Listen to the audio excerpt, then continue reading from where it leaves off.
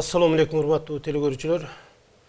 Сулайман Тоодогу субкат аттуу көрсөтүүбүздүн бүгүнкү түрмөгүндө Кыргыз Республикасынын эмгек сиңирген артисти, оончу, аткаруучу, коомдук ишмер Жеңишбек Шамшиев агайыбыз тууралуу сөз кылууну туура көргөнбүз. Себеби эсептелүү күндөрдөн кийин мына ушул артында өнөрүн калтырып кеткен өнөр дулдулунун туылган күнү болору жалпыбызга маалым. Албетте, атын атаса куту сүйнөт дейт.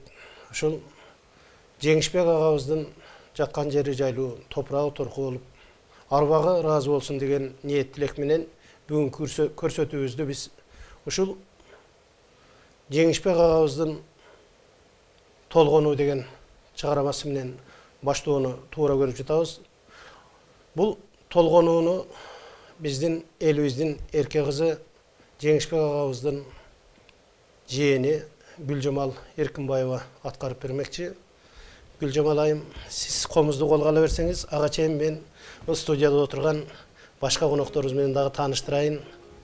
Урматтуу телекөрүүчүлөр, мына менин жанымда Сайыпжамал апабыз отурат. Жеңишбек аганы Жеңишбек кылган, эл эркеси кылган айым Жеңишбек аганын жесири Сайыпжамал апа жана Жеңишбек аганын көкүлөк күчүгү Муктар мырза бул жерде. Анда биз алгач ушу толгонуундан угалы дагы сөздү баштайлы.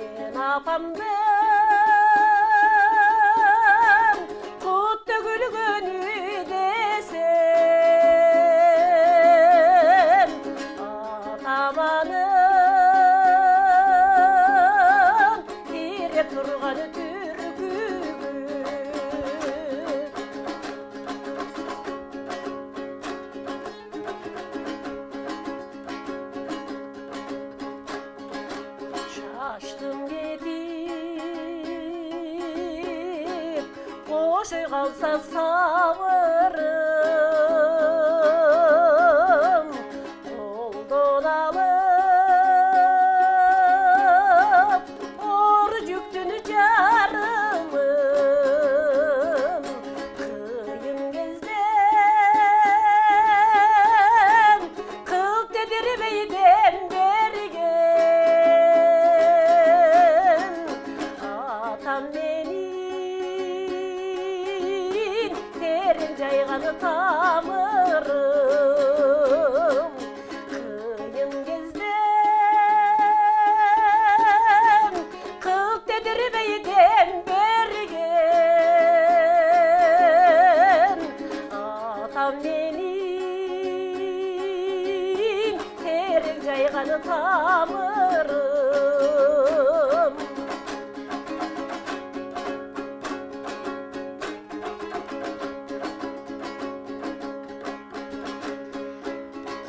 Kıvançıma, kaygıma da teşerik Kul düğünödüm, can bulmuştur sen çelik Aksaray'ım,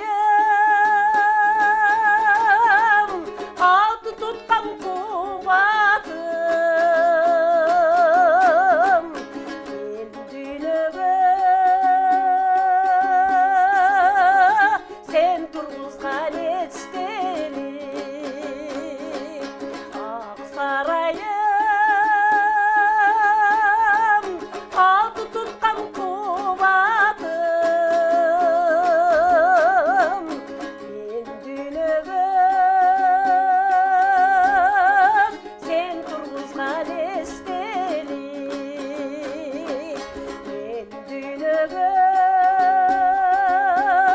sen kaldırgan estelik.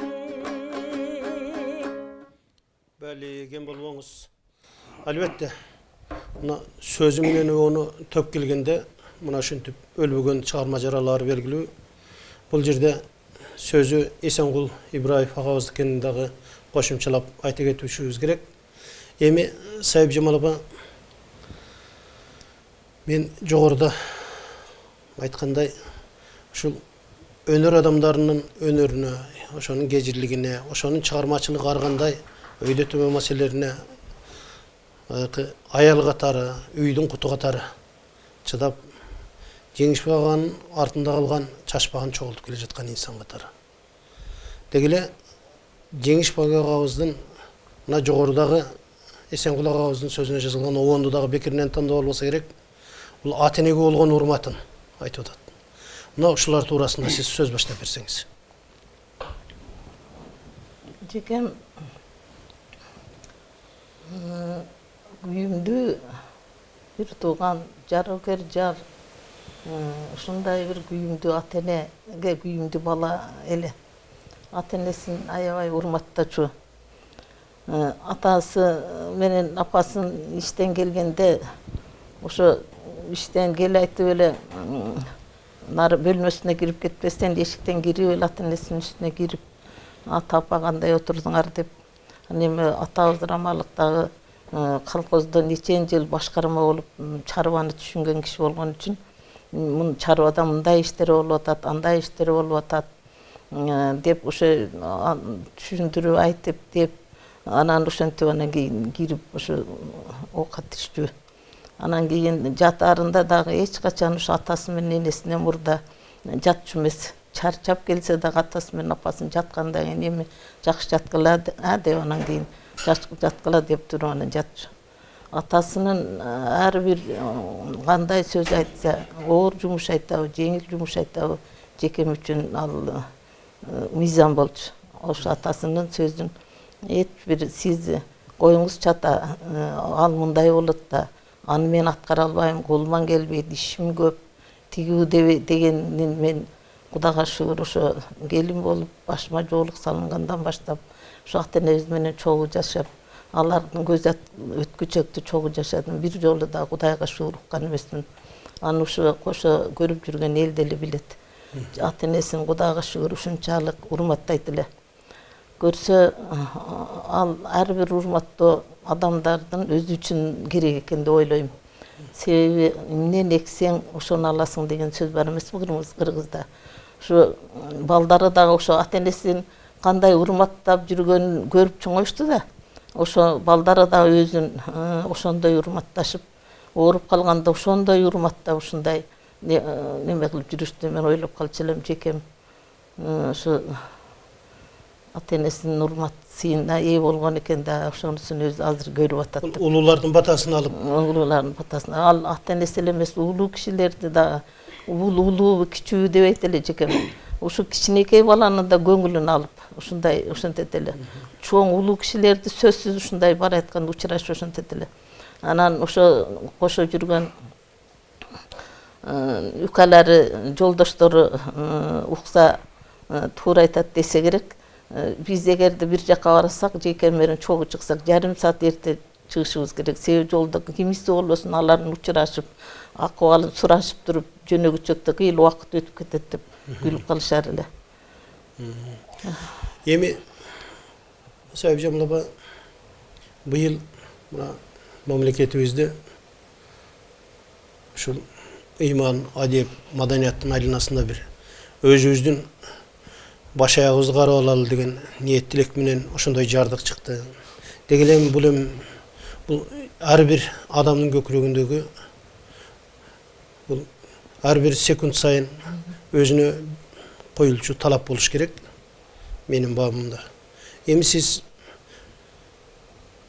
журтубуздун кутман энеси, байбичеси катары өзүңүздүн көчүлөп келе жаткан кыздарыңызга, балдарыңызга ушул Жеңишбек аганын мисалында эмне акыл насаат айтат элеңиз?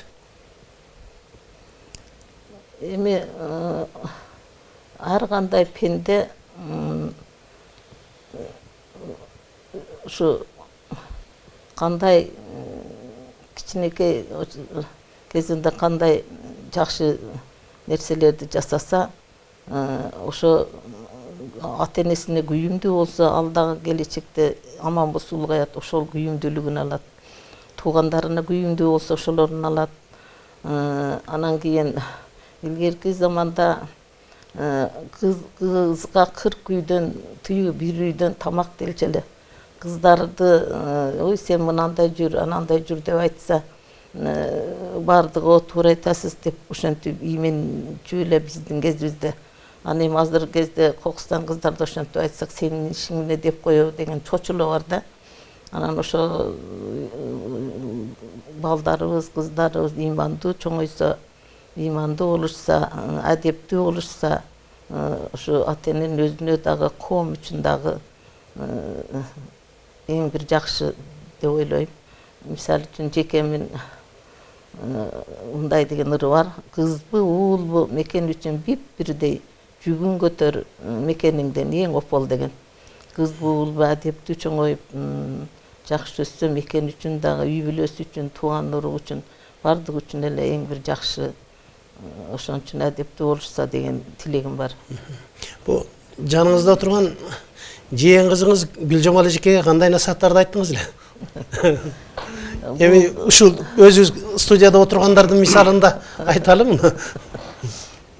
Бул кыз кичинесинден эле адептүү, аябай шыктуу кыз болчу. Анан ошо мындай жакшы атка бир камчы, жаман атка 1000 камчы деген кыргыздын сөзү бар. Бир эле айнанайын ушу жакшы жүрө, адептүү бола деген эле бир сөздү угуп эле тарбия алып жакшынакай чоңоюштуу болар.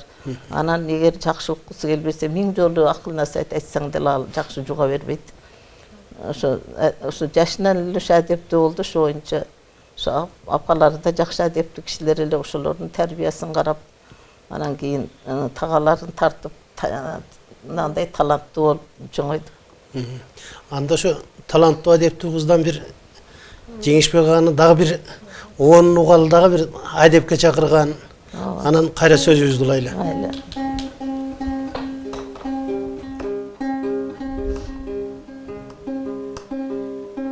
Сеткенде ошо аталарыбыз илгери бир эле сөз айтса, ошо мисалы атамдар, жеңемдер өз акылың өзүңө жетишет дегенде, мен акылдуу экенмин деле баягы акылың өзүңө жетишет, сага акыл айтыштын кереги жок деп ошо сөздү айтып коюшат эле да. Анан ошол сөзгө мен акылдуу экенмин деп, анан ошол сөздүн тегерегинде ошол эле сөз бизге таасир этет. Жетиште эле мен акылдуу экенмин деп ошо акылдуу болуп жүрөсүң да. Анда ошо тагам Мидин Албаев дегени, баягы Мидин Албаев агабыздын сөзүнө жазылган элестетем деген ошо балалык тууралуу чыгармасы бар. Эл ичине көп ырды албайт, биз ырдайбы жакындан жүргөн үчүн ошону аткарып берейин.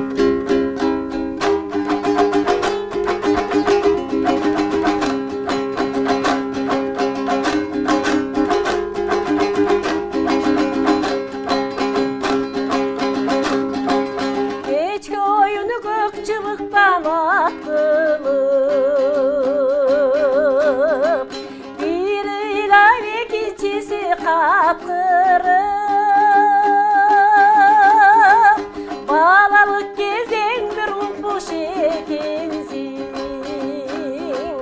ор қайғыны өз бойыңа жатқызып. Балалық кезең бір ұлпуш екенсің, ор қайғыны өз бойыңдан жатқызып.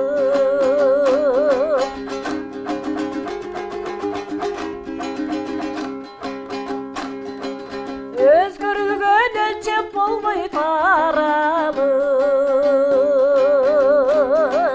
sanap görsem sanam alız taralık.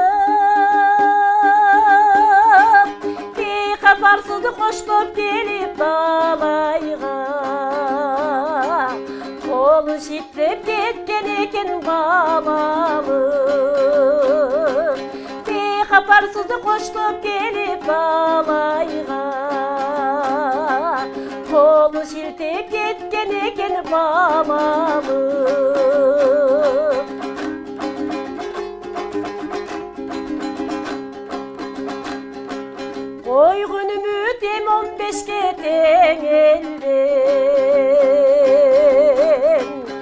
жетti жашты кайра келбес кереңгем жаным күйөт жашпы десем бир өлүм жок жаш эмес сиз курактуу дегенден жаным күйөт жашпы десем бир өлүм жок жаш эмес сиз курактуу дегенден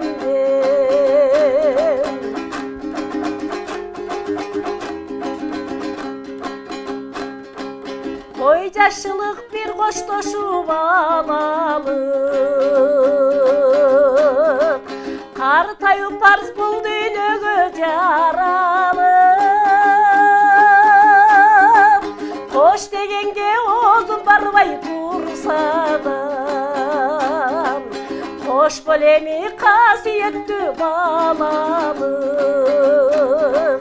кош дегенге оозум барбай турса да кош бол эми касиеттүү балалык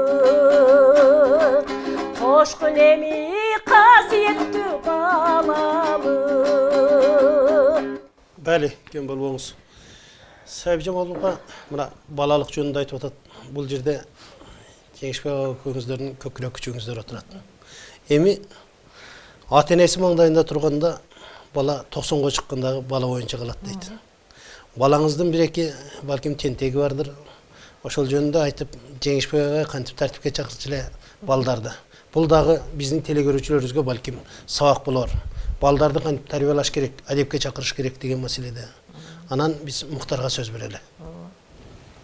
Жекем ушунчалык оор кишиле. Балдарын ушунча жакшы көрчү. Анан кийин балдары Аллахтын ушу бир амири менен ушундай эме болуп калышты окшойт. Бай өзү ата-энесине күйүмдүү болуп турса, ата-энени ушинтиш керек экен деп дештиби. Ошо не десе, ошо неметип калышат эле, ошо аткарышат эле. Анан иштен келгенде ошо кыйкырышып, неметпей, аста сүйлөшүп, өздөрү аста сүйлөшүп, ошентип чарчап келди десе, ошентип неме кылышар эле. А бул мукуш кичинекей көкүрөк күчүгүбүз болгондуктан ушунчалык эркелетет эле, ошентсе деле эме мындай неметип мактагандай эмес. Чында о жок, эркелече эмес эле ошо неме кылчу эле. Анан атасы ушундай балдарын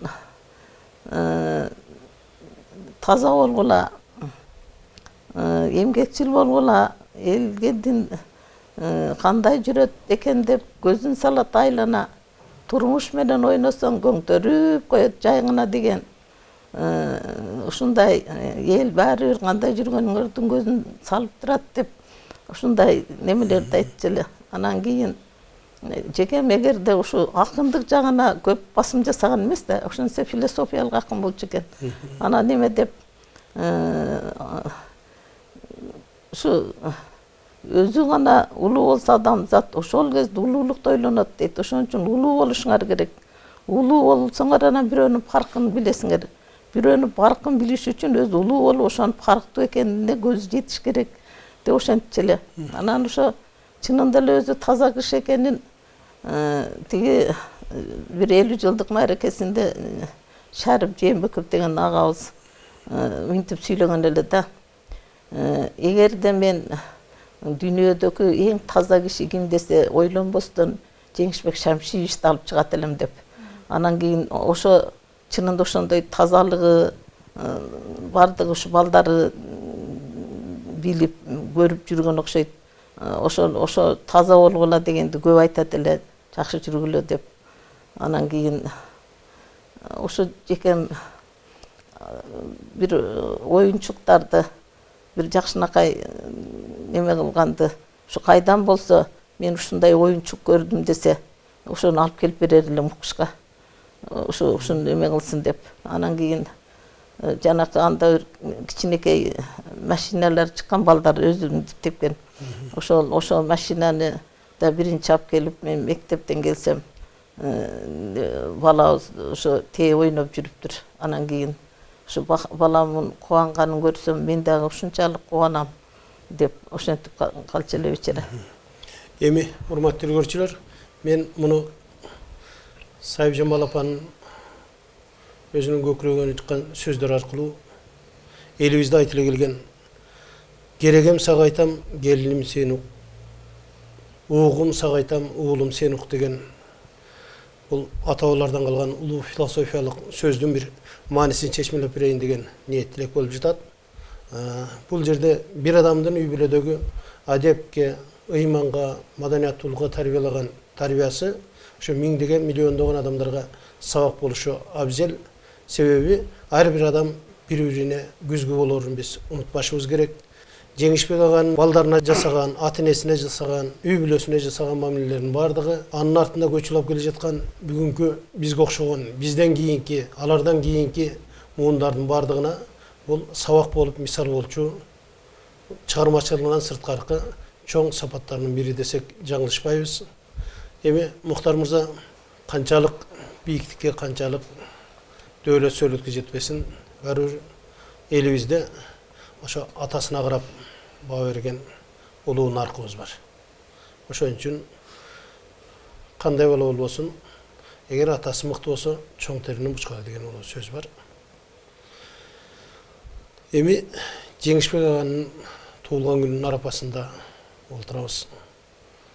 Эми атаң жөнүндө бир эки ооз ачуу сөздү айтып, андан кийин мына бүгүнкү күндө өзүң дагы жаштардын, өсүп келе жаткан жаштардын идеалды болуп, ыйман, адепке баш коюп жүргөн жигитсин. Өзүң курбуларыңа, өзүңөн кийинки көчүлөрчүлөргө ачуу сөзүң. Мен Аллахка шүгүр кылам. Мен ушу Жеңишбектин уулу болуп калганыма. Атам пайгамбарыбыз мисалы исламга чакырганда даватты сөз менен гана эмес, көпчүлүгү кыймыл аракеттер менен көп элди чакырган. Ошол сыяктуу биз дагы атамдын биздин чоң атам менен чоң энеме болгон мамилесин көрүп чоңойдук да. Ошондон улам атамдын кыймыл аракетин көрүп биз көп сабак алып адамга болгон мамилени калыптадык десек дагы болот да. Анан жогоруда апам айткандай, ушу биздин туура эмес иш аракеттерибизден улам атама сөз тийип калбасын деген дагы мен эми эс тартканда атам белгилүү киши болчу. Анан биздин туура эмес иш аракеттерибизден улам атама бир сөз тийип калбасын деп этияттап чоңойдук да. Эми бунун баардыгы чынын айтканда атам бизди тизип отургузуп алып, мындай бол, андай бол деп айтпайт эле. Жана апам айткандай, жаш балага дагы, чоңго дагы, кичүүгө дагы кандай мамиле кылса, жөн эле сүйлөшүп отурган мезгилде ошондой сөздөрүн баягы эффект 25-го кадра деп коет, ошо сыяктуу сөз арасында бир камтып айтчу окшойт. Анан негизи ушу атам бизге жакшы тарбия берди, Кудайга шүгүр. Эң негизгиси адамды сыйлап, урматтаган атамдын чоң касиети болчу эле. Атаман адамдын даражасына карап эмес, адамдын адамдыгына карап мамиле кылчу эле атам. Колунда жок адам менен башкача мамиле, колунда бар адам менен башкача мамиле деген атамдан эч качан көргөн эмеспиз. Биз дагы ошонун атамдын ошондой адамга адамдык мамиле кылганын көрүп чоңоюп, биз дагы Кудайга шүгүр ошондой мамиле кылууну аракет кылып келе жатабыз. Бул эң негизгилердин бири деп айтсам болот да. Азыркы жашоодо өзүңүздөр билесиздер, эми адамдын башка бирөөгө болгон мамилеси анын ал акыбалына, күчүнө карап мамиле болуп калбады. Мансабына. Атамда эч качан андай болгон эмес да. Биз дагы ошо атаман үйлүгү алганбыз. Ошого аракет кылып, адамга бардыгына тегиз мамиле кылууга аракет кылып жатабыз. Эми бул жакшы касиет. Адамдын адам болуп калып, ошол боюнча бардыгына тегиз мамиле кылганын анча мынчасы балабаса дагы көпчүлүк балайт ойдомун да. Анан апам айткандай, мен эң кичүүсү болгондугуна байланыштуу канчалык эркелесем эч качан мен урушкан эмес, урушпайт эле, же андай кылба сен, мынандай кыл деп айтпайт эле. Мен эмнени кааласам ошону аткарчу эле. Ошо менен мен айткан сайын боло берет экен деп эле бир туура эмес багытка кетип албадым. Атам ошо бизге билгизбей ошо бир жакшы нукка буруп турчу эле да. Өзүбүз деле билбей калчу элек, чынын айтканда. Бир атам ошондой бир жөндөмү бар экен да. Эми өзүң бүгүнкү күндө ата болуп калган инсан катары, ыйман жолунда жүргөн инсан катары, бүгүнкү өзүңөн кийинки көчүп алган жаштарга ачуу сөз. Эң негизгиси ыйманды бекемдеш керек. Көбү биз ыйман жөнүндө теоретически, теориялык деңгээлде ыйман эмне жөнүндө экенин теориялык гана кабардар болуп, бирок аны амалга ашырбай бизден көп ыймандын алсыздыгынан көп туура эмес иштер болуп жатат да коомдочу. Ошого жаштарга айтарым, ыйманды бекемдеш керек. Анан ыйманы бекем адам туура эмес иштерге эч качан барбайт деп ойлойм. Андай туура эмес азгырыктарга алданбайт деп ойлойм.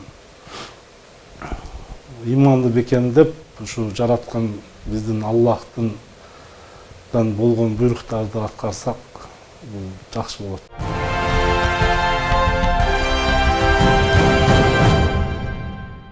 Гүлжамал айым, ушу сөздү улап, Жеңишбек аганын дагы элге журтка тарбиялуу болчу бир обондорунан бирди аткарып берсеңиз. Себеби сөз менен жетпеген ыр менен, күү менен жеткирип келгендиги бул ата бабаларыбыздан калган улуу салт.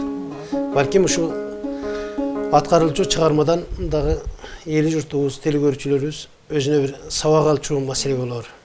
Мен ошол чыгарманы биринчи толгонууда ошо ата энеге болгон эмени бата энем биринчи чыгармада аткарылып кеткеле.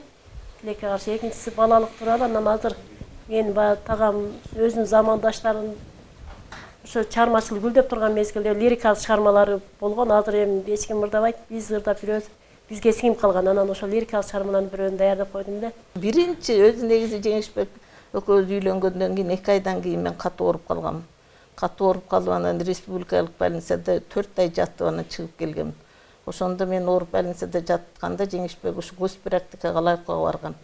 Ошондон анан ошо биринчи эсиңдеби деген обондордон кийин ырдап жүрүптүр анан кийин. Анан келип анан ырдаса неме ырдап бериптир.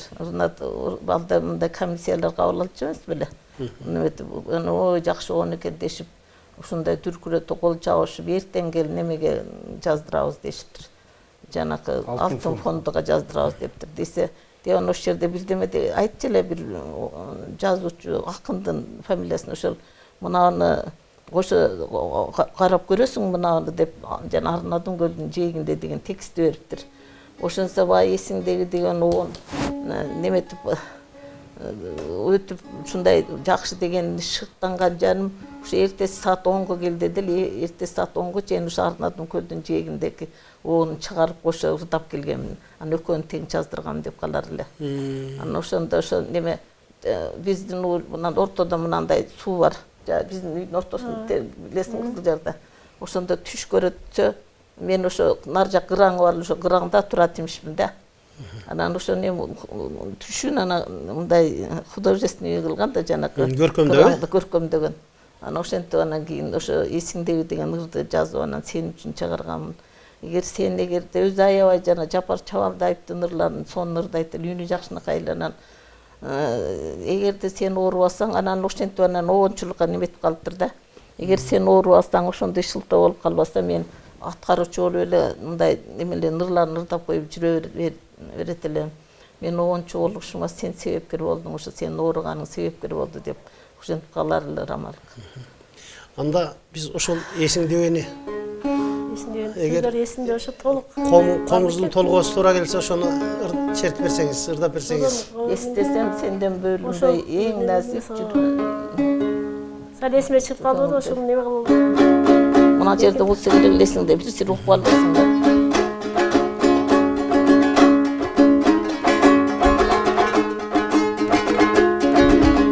Неметсе эсиңдебиңди тапырсаң.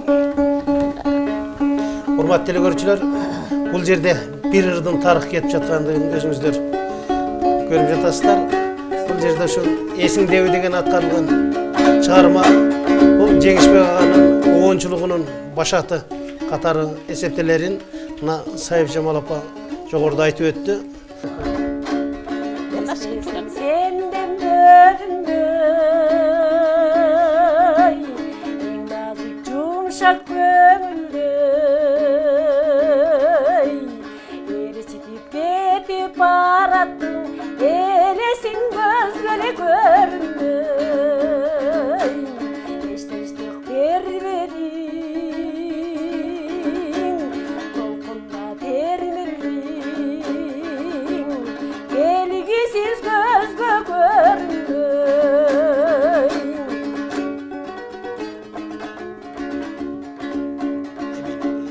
Şarkıra baksa sutulup, sen yazgın güldöy kulpurup, kırangdan kıya karadın, olsundun ünsüz umtulup, yılmaydın caygana, kırk koşul aylama, olsundun ünsüz umtulup.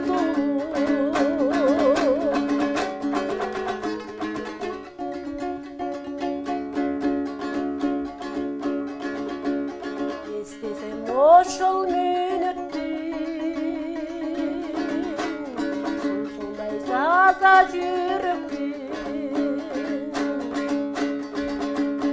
Algaçkı suyum arnağan, açkısı sensin jürüptün. Aylutun geçinden,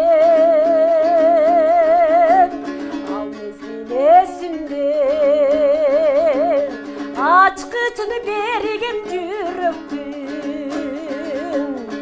Aylutun geçinden, al mezgin esimden, açkıçını bergen jürüptün. Бәли, Гүлжамал айым, сизге бул эгземен сыяктуу болуп калды окшойт, Мындан кийин ар бирин жаттап жүрбөсөңүз, таганын татыктуу жеени болбой каласыз го. Эми Сайып Жамал апа, атайын алдыңызга көз айнекти коюп, бул китепти бир барактап айтып берчү сөзүңүз бар окшойт. Жана балдарына көбүнчө мындай кээ бир ырларды жазып коёр эле да.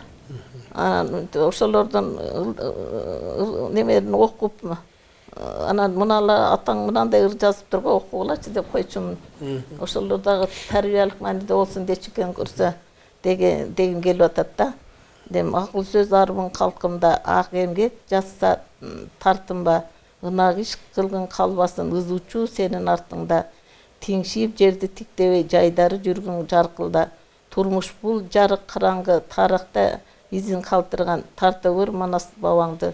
Жок болсо балам чөкпөгүн, бар болсо балам көппөгүн. Эл уулу болуп өсөгөр алдында жүрүп көптөрдүн.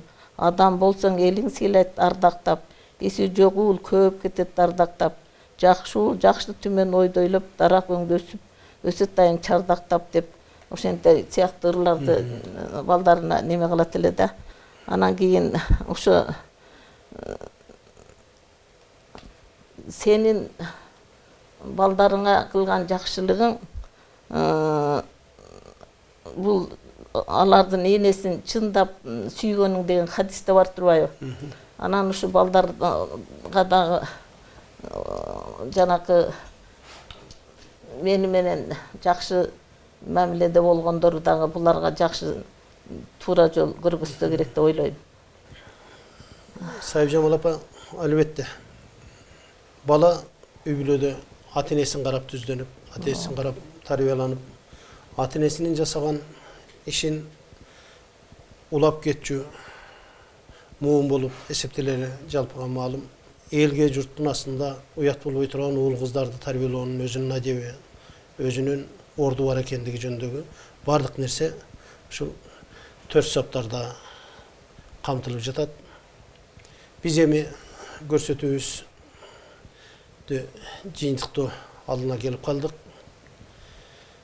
Алгач бул жыйынтыктоо сөздү Муктар өзүң ушу улуу инсандын намын, ысмын уланып жаткан уулу катары айтчу сөзүң.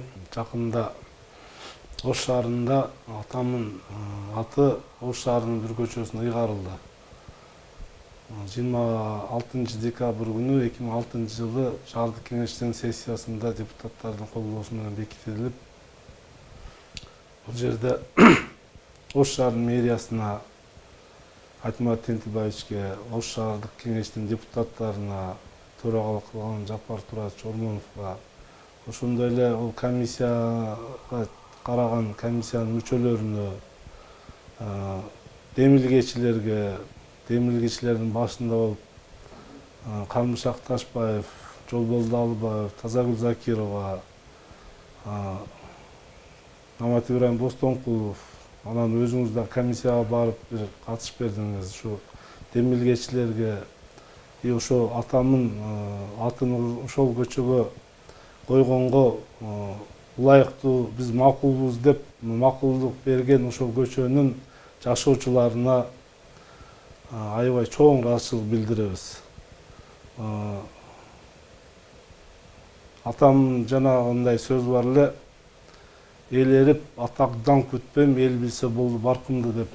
Ошо атамдын баркын билип, баалап, атамдын атын ошо көчөгө ыйгаргандыгына терең ыраазычылык билдиребиз. Рахмат. Сиз бир элге журтка бир эне катары ак батаңызды берсеңиз дагы, бул анан өнөр адамдын сөзүн өнөр инсанынын бир аткаруусу менен, бир чыгарманын аткаруусу менен жыйынтыктасак. Эми жекеме эң бийик анан жөнөкөй инсан эле жөнөкөйлүгү менен бийиктиги бири-бирине дайым айкалышып турчу эле деп дайым айтып келем. Өзүм өткүчөктү ушул сөздү айта берсем керек. Себеби ушундай адам эле, ушул адамды баалап, ушу каныңар үчүн силерге чоң рахмат. Аллахым өзү ыраазы болсун айланайындарым. Эл журтка аманчылык, тынчылык болсун. Ушу Аллахым адам баласына деген бардык жакшылыктарды эл журттан аябасын. Тынчылык, аманчылык, ынтымакчылык болсун. Бардык жакшылыктар болсун элдин арасында. Рахмат, айтканыңыз келсин. Бул эненин тилеги өзгөчө болот. Ошо ынтымакчылык болбосо, биримдик болбосо, бул мамлекеттүүлүк болуштан калышы мүмкүн. Эл болуштан калышы мүмкүн, журт болуштан калышы мүмкүн. Эми биз бүгүнкү көрсөтүүбүздүн акырын Жеңишбек аганын дагы бир жакшы бир канаттуу чыгармасы менен жыйынтыктасак. Тагын ушу элге кеңир таркап кеткен ушу угузчу бир сөз деген чыгармасы аткарып берейин.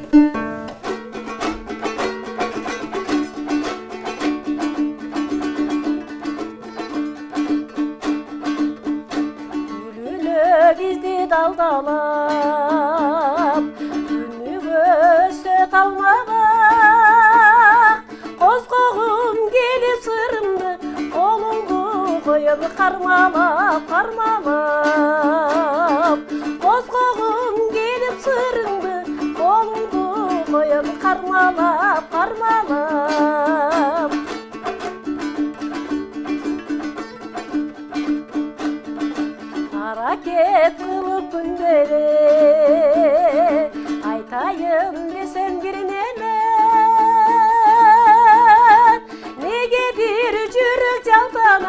жүрсек та дайым биргеле негедир жүрөк жалтанат жүрсек та дайым биргеле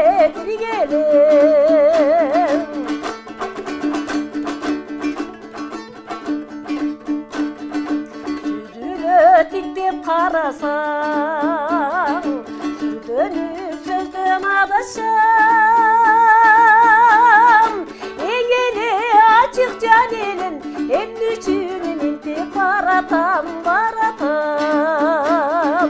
эң эле ачык жан элин эмне үчүн ментип баратам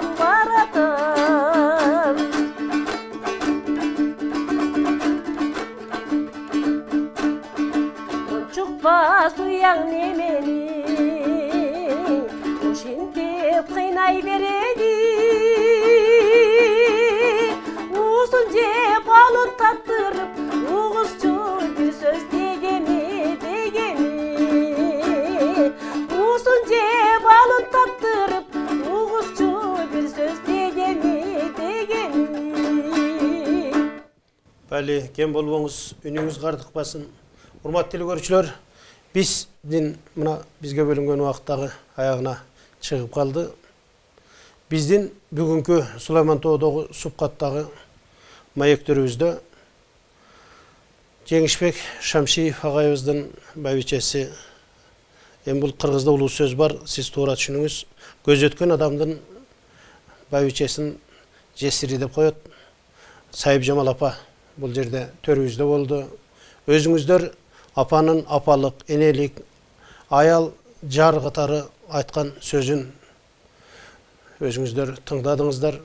Ошондой эле элибиздин эрке кызы Жеңишбек агайыбыздын жээни Гүлжамал Эркинбаева жана Жеңишбек агайыбыздын көкүрөк күчүгү Мухтаралы мырза Шамшиев бул жерде болду. Сиздерге дагы Алла Таалам ынтымактуу жашоо, дөөлө сөйлөттүү өмүр берсин деп тилеп кетейин. Ар дайым жакшылыктар болсун, ошо жакшылыктарда эл журт менен чогуу болгонду насип этсин. Мен бүгүнкү сөздүн акырын мына мен колумдагы Кыргыз Республикасынын эмгек сиңирген артисти, коомдук ишмер, оончу жана аткаруучу Жеңишбек Шамшиев деген Жеңишбек аганын болуп толуп турган убагындагы элеси түшүрүлгөн китеп менен, китептин бет ачарындагы жогоруда Мухтар мырза окуп кеткен, айтып кеткен сөздү улап айтуу менен жыйынтыктагым келет. Урматтап сыйлап калкымды, унутпай ата салтымды, эл ирип атак таң күтпөйм, эл билсе болду баркымды деп. Мунун кийинки куплети дагы бар экен. Албетте биз сөздү кыскартып, ушул Жеңишбек аганын экинчи өмүрү чыгармачылыктагы улуу жолу байсалдуу болсун деген тилек менен бүгүн көрсөтүүбүздү жыйынтыктайбыз. Кийинки көрсөтүүлөрдөн, кийинки жакшылыктардан амандашканча саламатта калыңыздар.